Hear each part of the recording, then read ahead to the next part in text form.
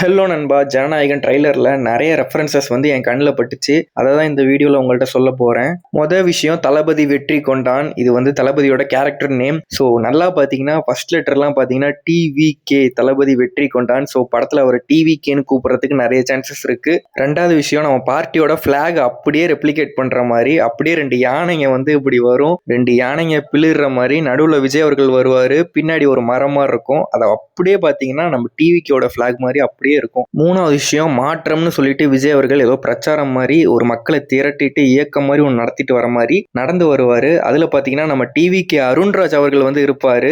செம்மையா இருந்துச்சு அந்த இடம், எனக்கே ஷாக்கா இருந்துச்சு. டிவிகே அருண்ராஜ் அவர்கள் வந்து அந்த இடத்துல வந்தது, படத்துல அவர் நடிச்சிருக்காரு போல. நாலாவது விஷயம், தமிழ் யூடியூபர் மதன் கௌரி வந்து இதுல வந்திருக்காரு. ஸோ ட்ரோன் ஏதோ ஆப்ரேட் பண்ற மாதிரி அவரை காட்டுறாங்க.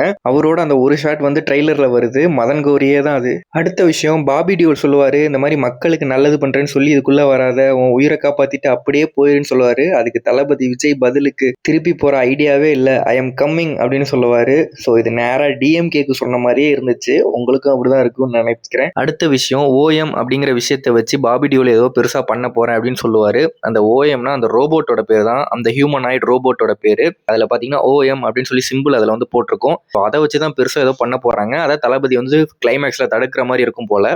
ஃபைனல் விஷயம், தளபதி சாட்டை எடுத்து சுழற்ற மாதிரி தான். யாரை பார்த்து சுழற்றாருன்னு நான் சொல்லி தான் உங்களுக்கு தெரியணும்னு அவசியம் இல்லை.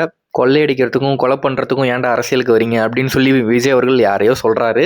இதை தவிர உங்களுக்கு வேறு ஏதாவது ரெஃபரன்சஸ் ஏதாவது டீகோட் பண்ண முடிஞ்சால் அதை கமெண்ட்டில் சொல்லுங்கள். தேங்க்யூ நண்பா.